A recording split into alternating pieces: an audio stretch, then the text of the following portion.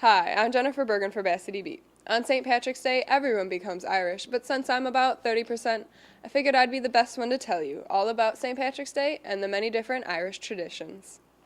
Of course, we have to start by telling you the true beginning of St. Patrick's Day. So here it is. The holiday we celebrate today mourns the death of St. Patrick. St. Patrick is known as the patron saint of Ireland, and March 17th is the day dedicated to his bringing Christianity to Ireland. It is said that St. Patrick used the three-leaf shamrock to explain the concept of the Holy Trinity, which refers to the combination of the Father, the Son, and the Holy Spirit. St. Patrick's Day started out as a Catholic holy day. The St. Patrick's Day celebration traditionally starts with an Irish Mass in the morning and continues with a feast of classic Irish foods and dance throughout the day.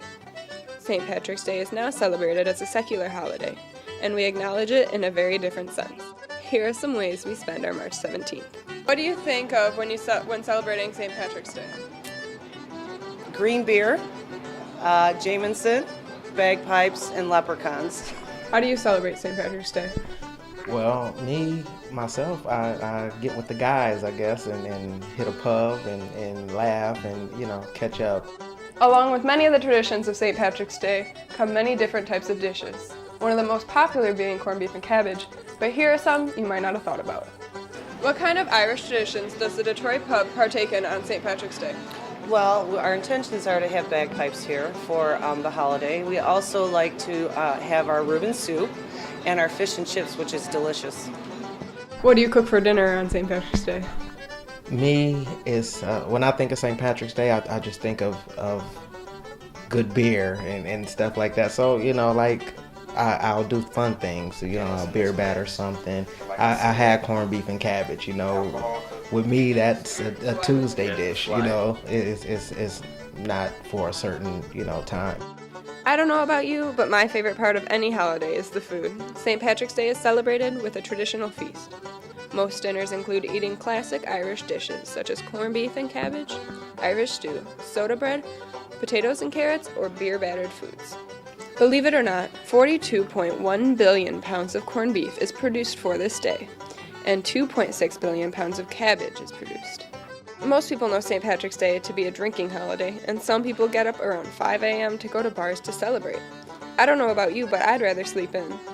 Another fun tradition that we celebrate on March 17th is wearing green. About 82% of Americans wear green on St. Paddy's Day.